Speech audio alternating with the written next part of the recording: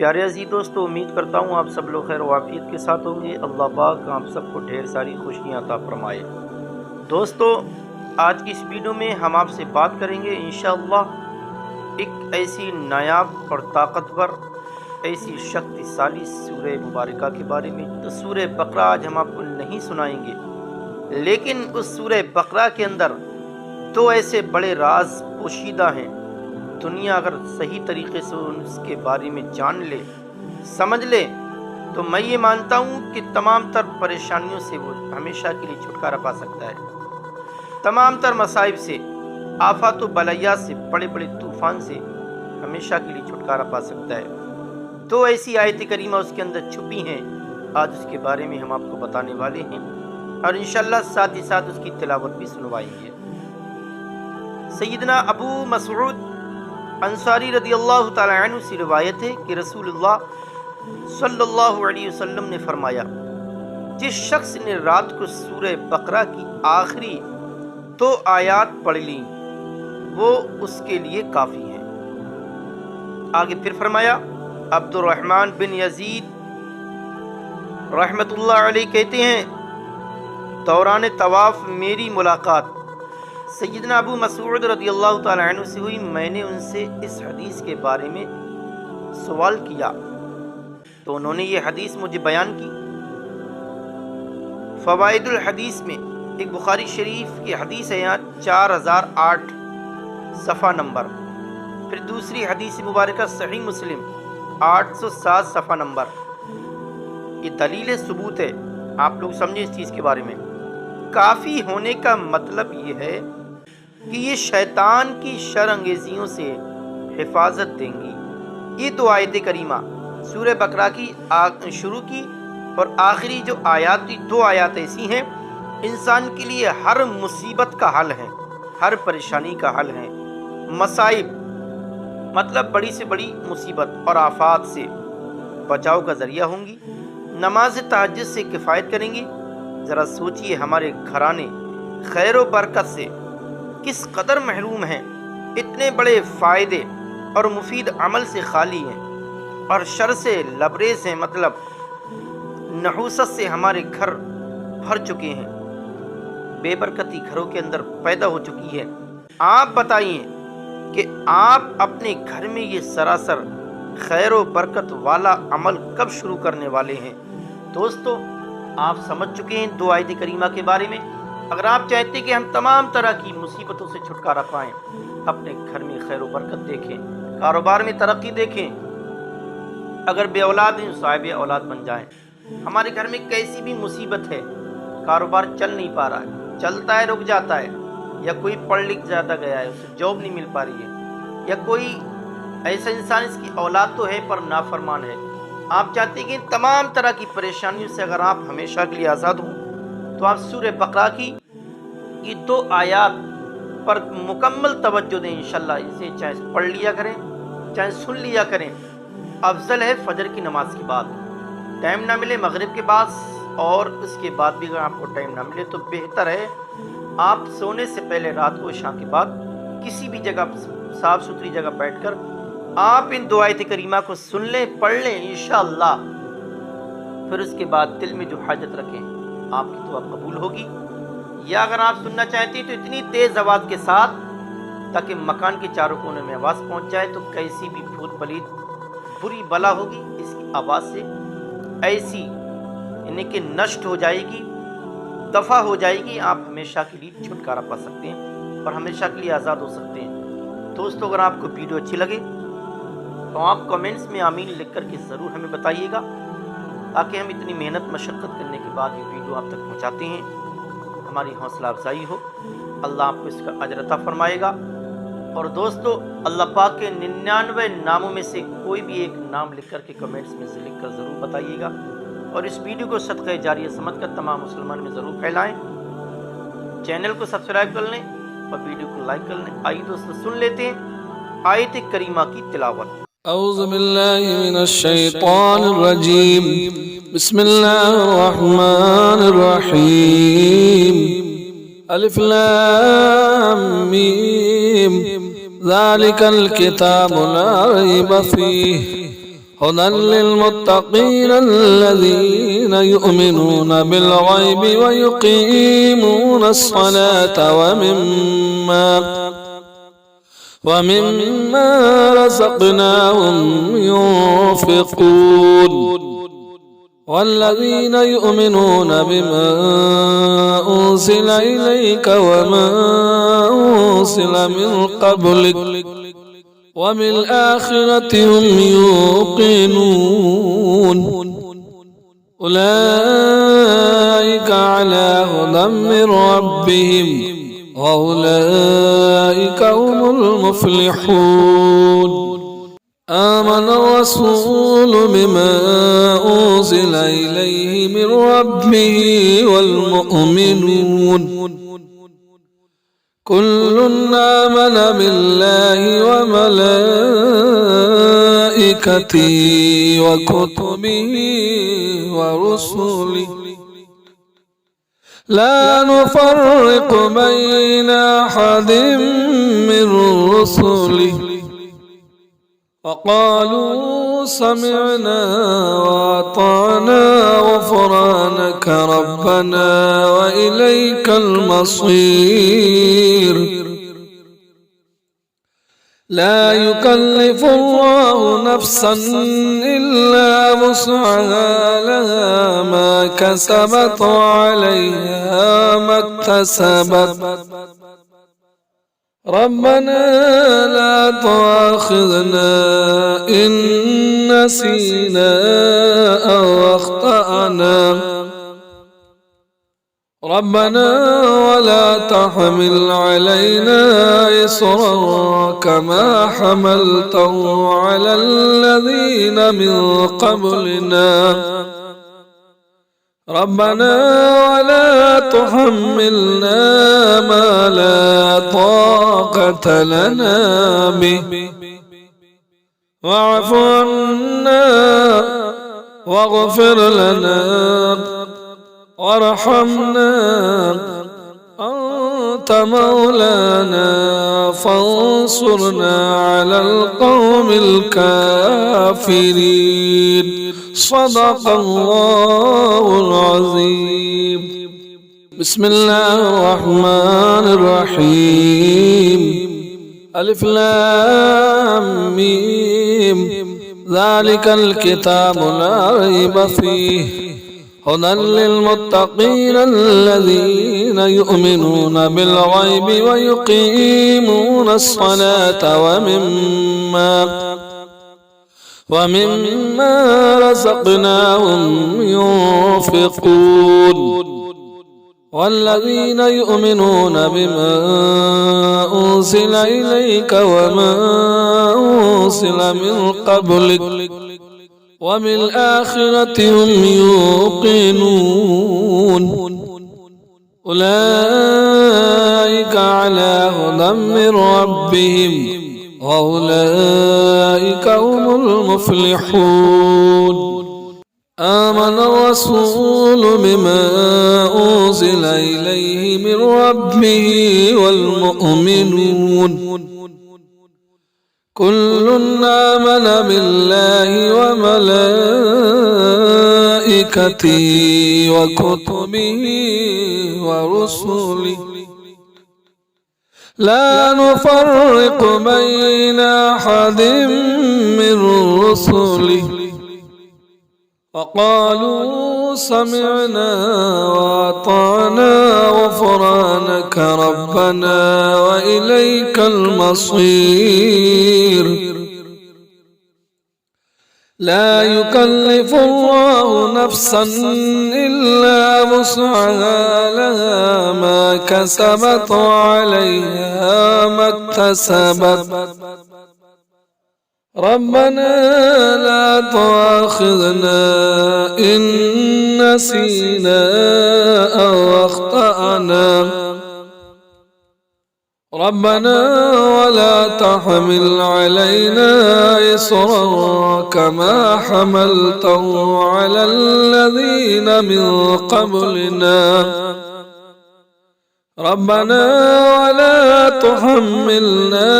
ما لا طاقة لنا به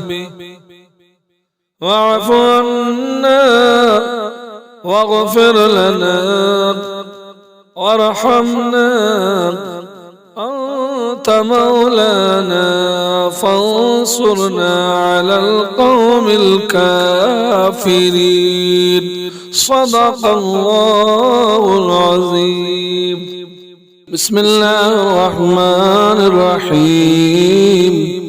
ألف لام ميم ذلك الكتاب لا ريب فيه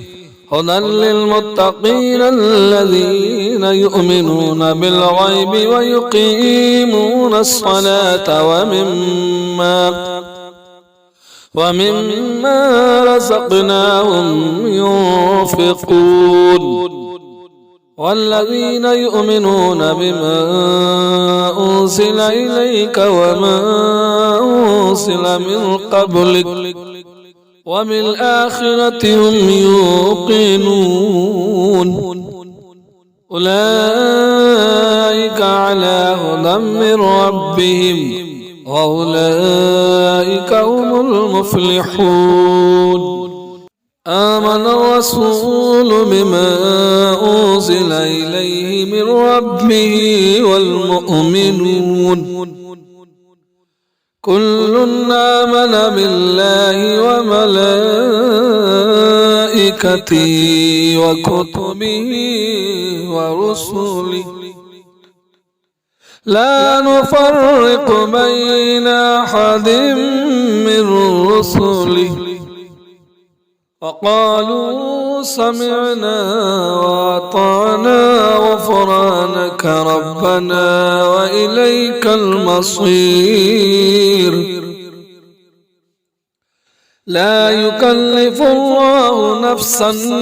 إلا وسعها لها ما كسبت وعليها ما اكتسبت ربنا لا تؤاخذنا إن نسينا أو أخطأنا ربنا ولا تحمل علينا إصرا كما حملته على الذين من قبلنا ربنا ولا تحملنا ما لا طاقة لنا به واعف عنا واغفر لنا وارحمنا أنت مولانا فانصرنا على القوم الكافرين. صدق الله العظيم. بسم الله الرحمن الرحيم. ألف لام ميم ذلك الكتاب لا ريب فيه هدى للمتقين الذين يؤمنون بالغيب ويقيمون الصلاة ومما رزقناهم ينفقون والذين يؤمنون بما أنزل إليك وما أنزل من قبلك وبالآخرة هم يوقنون أولئك على هدى من ربهم وأولئك هم المفلحون. آمن الرسول بما أنزل إليه من ربه والمؤمنون كل آمن بالله وملائكته وكتبه ورسله لا نفرق بين أحد من رسله وقالوا سمعنا وأطعنا غفرانك ربنا وإليك المصير. لا يكلف الله نفسا إلا وسعها لها ما كسبت وعليها ما اكتسبت ربنا لا تؤاخذنا إن نسينا أو أخطأنا ربنا ولا تحمل علينا إصرا كما حملته على الذين من قبلنا ربنا ولا تحملنا ما لا طاقة لنا به واعف عنا واغفر لنا وارحمنا أنت مولانا فانصرنا على القوم الكافرين صدق الله العظيم بسم الله الرحمن الرحيم ألف لام ميم ذلك الكتاب لا ريب فيه هدى للمتقين الذين يؤمنون بالغيب ويقيمون الصلاة ومما رزقناهم ينفقون والذين يؤمنون بما أنزل إليك وما أنزل من قبلك وبالآخرة هم يوقنون أولئك على هدى من ربهم وأولئك هم المفلحون آمن الرسول بما أنزل إليه من ربه والمؤمنون كل آمن بالله وملائكته وكتبه ورسله لا نفرق بين أحد من رسله وقالوا سمعنا وأطعنا غفرانك ربنا وإليك المصير لا يكلف الله نفسا إلا وسعها لها ما كسبت وعليها ما اكتسبت ربنا لا تؤاخذنا إن نسينا أو أخطأنا ربنا ولا تحمل علينا إصرا كما حملته على الذين من قبلنا ربنا ولا تحملنا ما لا طاقة لنا به واعف عنا واغفر لنا وارحمنا أنت مولانا فانصرنا على القوم الكافرين صدق الله العظيم بسم الله الرحمن الرحيم ألف لام ميم ذلك الكتاب لا ريب فيه هدى للمتقين الذين يؤمنون بالغيب ويقيمون الصلاة ومما رزقناهم ينفقون والذين يؤمنون بما أنزل إليك وما أنزل من قبلك وبالآخرة هم يوقنون أولئك على هدى من ربهم وأولئك هم المفلحون آمن آمن الرسول بما أنزل إليه من ربه والمؤمنون كل آمن بالله وملائكته وكتبه ورسله لا نفرق بين أحد من رسله وقالوا سمعنا وأطعنا غفرانك ربنا وإليك المصير لا يكلف الله نفسا إلا وسعها لها ما كسبت وعليها ما اكتسبت ربنا لا تؤاخذنا إن نسينا أو أخطأنا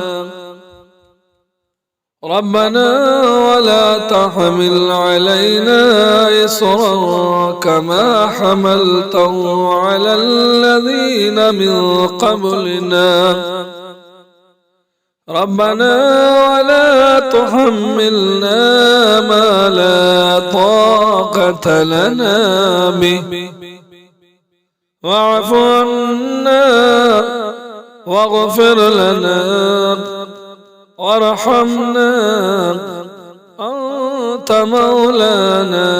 فانصرنا على القوم الكافرين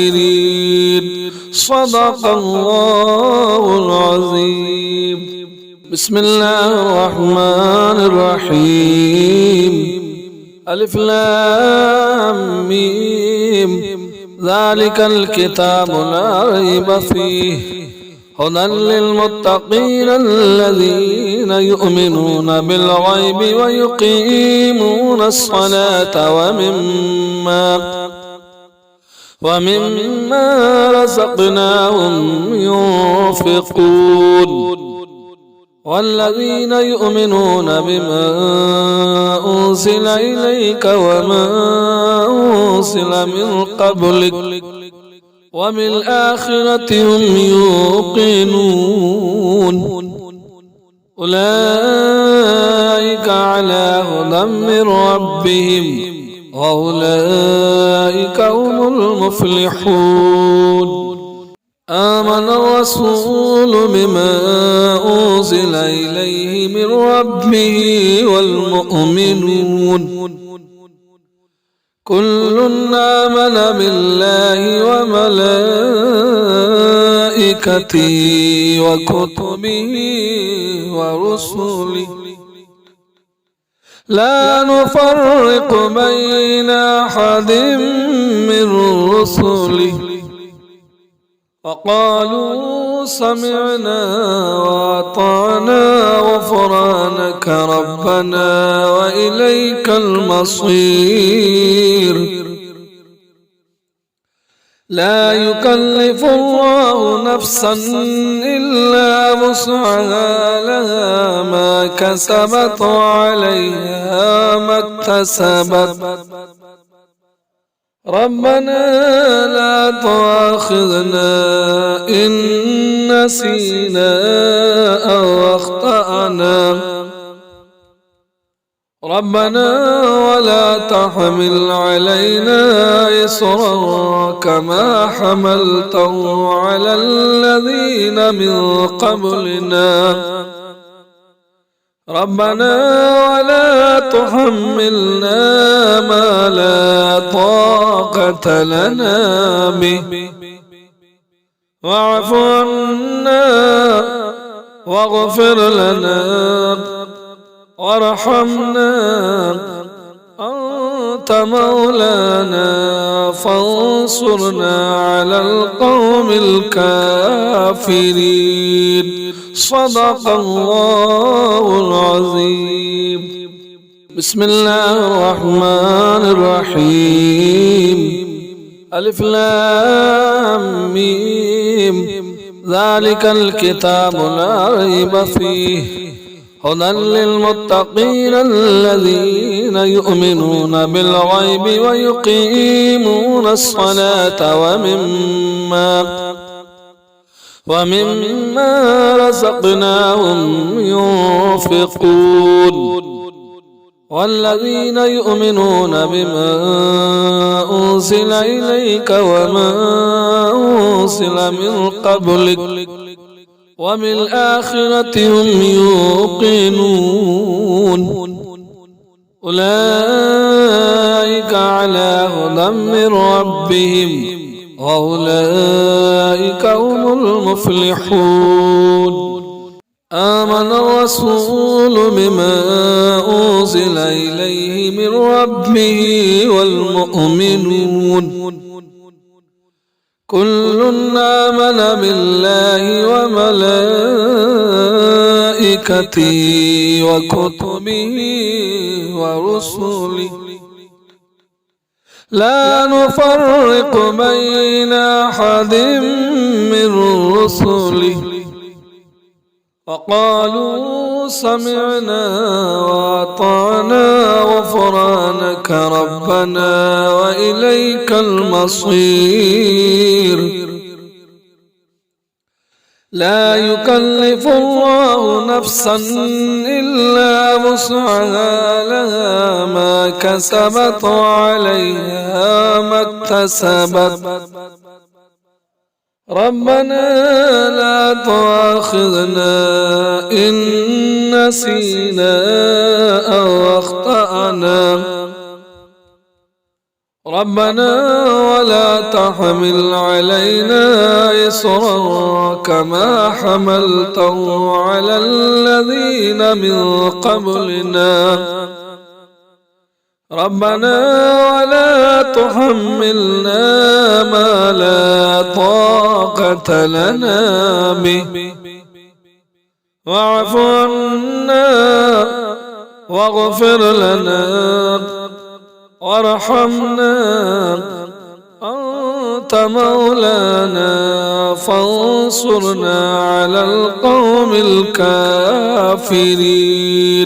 صدق الله العظيم بسم الله الرحمن الرحيم ألف لام ميم ذلك الكتاب لا ريب فيه هدى للمتقين الذين يؤمنون بالغيب ويقيمون الصلاة ومما رزقناهم ينفقون والذين يؤمنون بما أنزل إليك وما أنزل من قبلك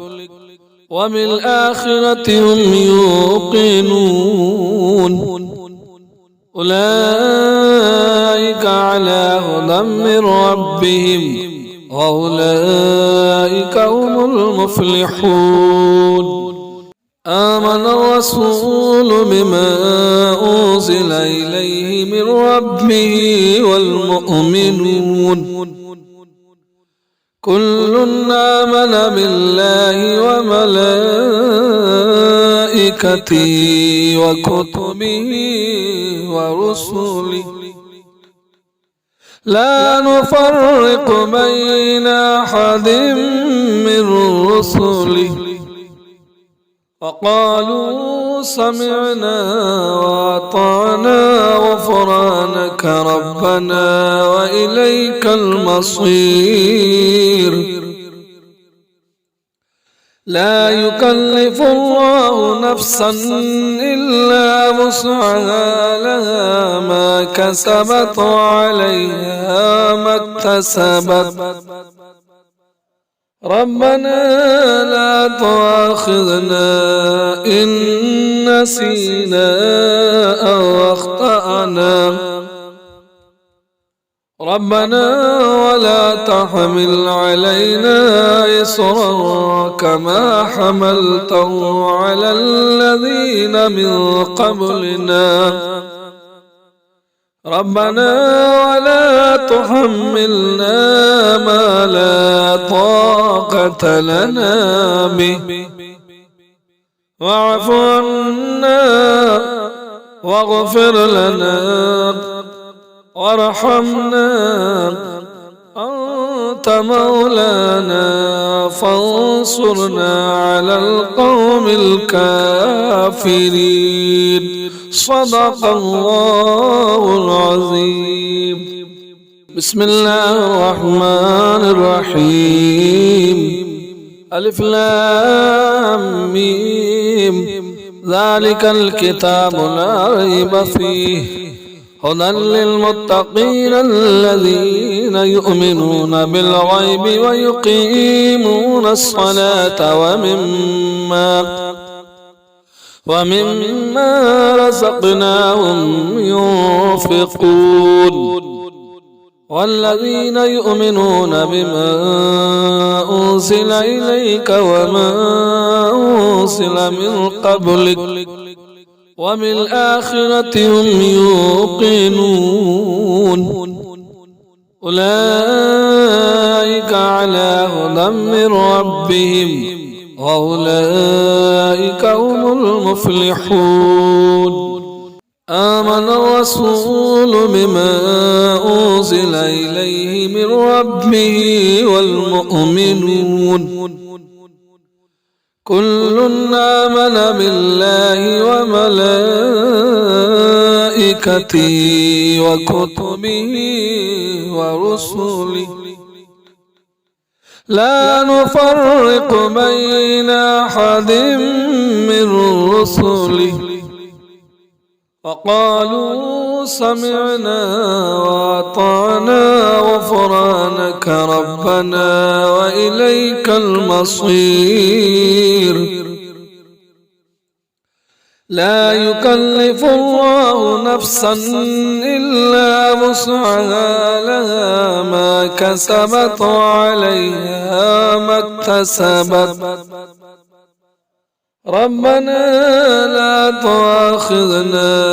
إن نسينا أو أخطأنا ربنا ولا تحمل علينا إصرا كما حملته على الذين من قبلنا ربنا ولا تحملنا ما لا طاقة لنا به واعف عنا واغفر لنا وارحمنا أنت مولانا فانصرنا على القوم الكافرين. صدق الله العظيم. بسم الله الرحمن الرحيم. ألف لام ميم ذلك الكتاب لا ريب فيه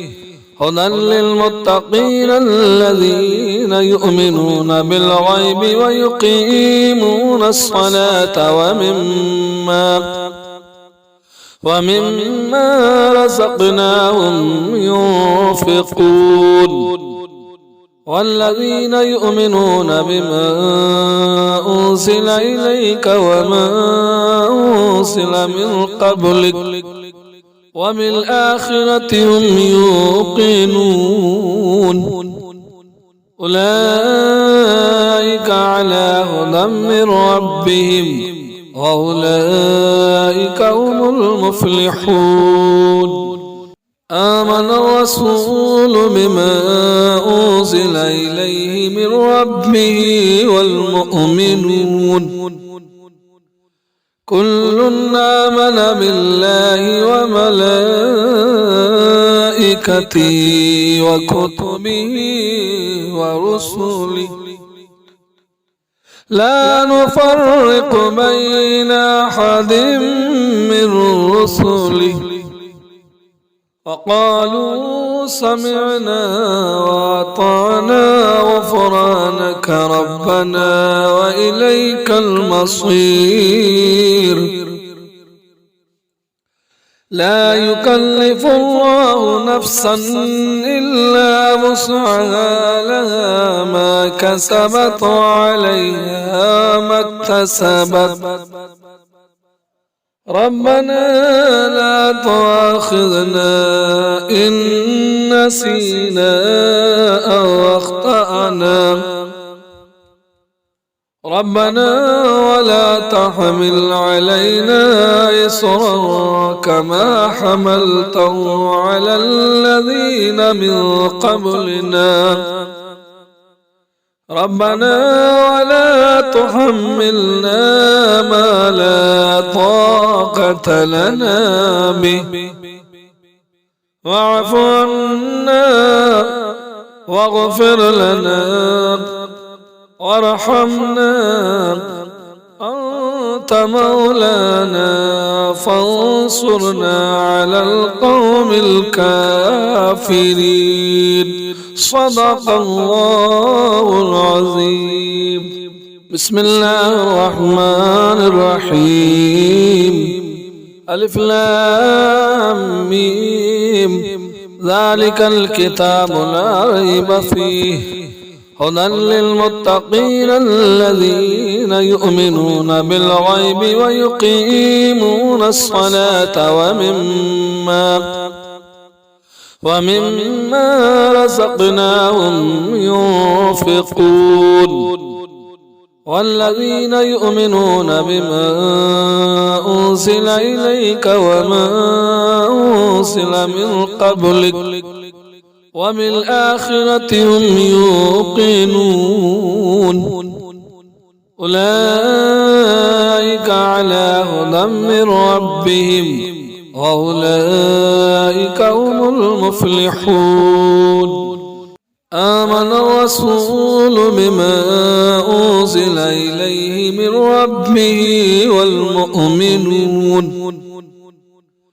كل آمن بالله وملائكته وكتبه ورسله لا نفرق بين أحد من رسله وقالوا سمعنا وأطعنا غفرانك ربنا وإليك المصير لا يكلف الله نفسا إلا وسعها لها ما كسبت وعليها ما اكتسبت ربنا لا تؤاخذنا إن نسينا أو أخطأنا ربنا ولا تحمل علينا إصرا كما حملته على الذين من قبلنا ربنا ولا تحملنا ما لا طاقة لنا به واعف عنا واغفر لنا وارحمنا أنت مولانا فانصرنا على القوم الكافرين صدق الله العظيم بسم الله الرحمن الرحيم ألف لام ميم ذلك الكتاب لا ريب فيه هدى للمتقين الذين يؤمنون بالغيب ويقيمون الصلاة ومما رزقناهم ينفقون والذين يؤمنون بما أنزل إليك وما أنزل من قبلك وبالآخرة هم يوقنون أولئك على هدى من ربهم وأولئك هم المفلحون آمن الرسول بما أنزل إليه من ربه والمؤمنون كل آمن بالله وملائكته وكتبه ورسله لا نفرق بين أحد من رسله وقالوا سمعنا وأطعنا غفرانك ربنا وإليك المصير لا يكلف الله نفسا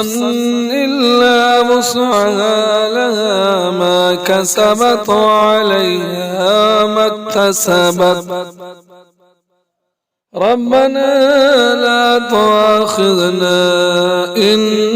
نسينا أو أخطأنا ربنا ولا تحمل علينا إصرا كما حملته على الذين من قبلنا ربنا ولا تحملنا ما لا طاقة لنا به واعف عنا واغفر لنا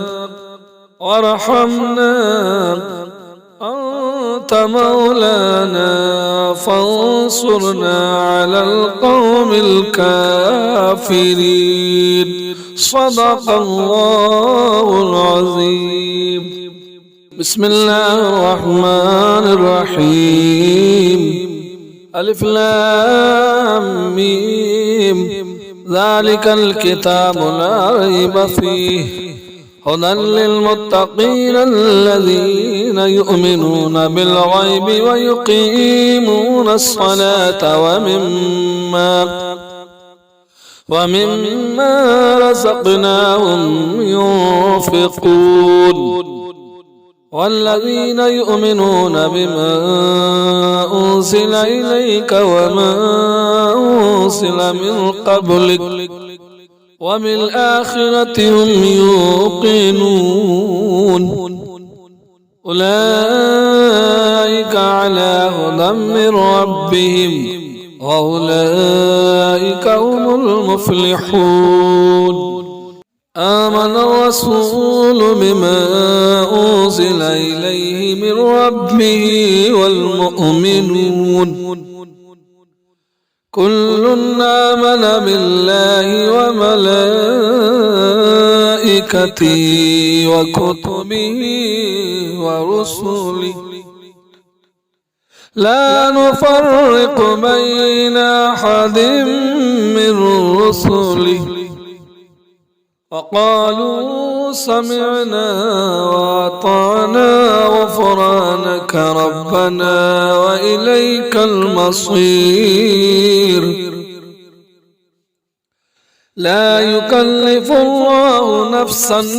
إلا وسعها لها ما كسبت وعليها ما اكتسبت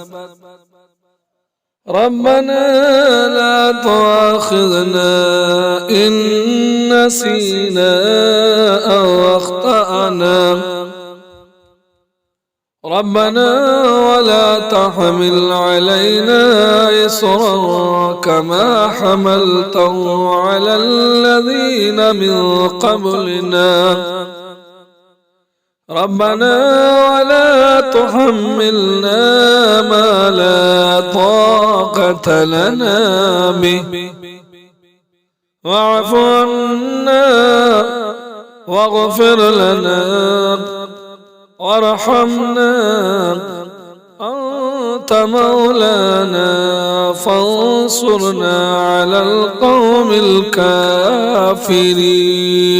صدق الله العظيم بسم الله الرحمن الرحيم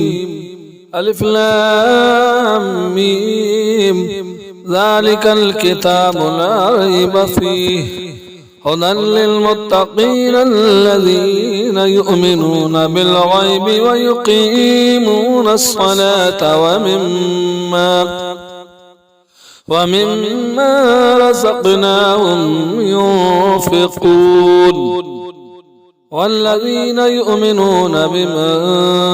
أنزل إليك وما أنزل من قبلك وبالآخرة هم يوقنون أولئك على هدى من ربهم وأولئك هم المفلحون آمن الرسول بما أنزل إليه من ربه والمؤمنون كل آمن بالله وملائكته وكتبه ورسله لا نفرق بين أحد من رسله وقالوا سمعنا وأطعنا غفرانك ربنا وإليك المصير لا يكلف الله نفسا إلا وسعها لها ما كسبت وعليها ما اكتسبت ربنا لا تؤاخذنا إن نسينا أو أخطأنا ربنا ولا تحمل علينا إصرا كما حملته على الذين من قبلنا ربنا ولا تحملنا ما لا طاقة لنا به واعف عنا واغفر لنا وارحمنا أنت مولانا فانصرنا على القوم الكافرين صدق الله العظيم.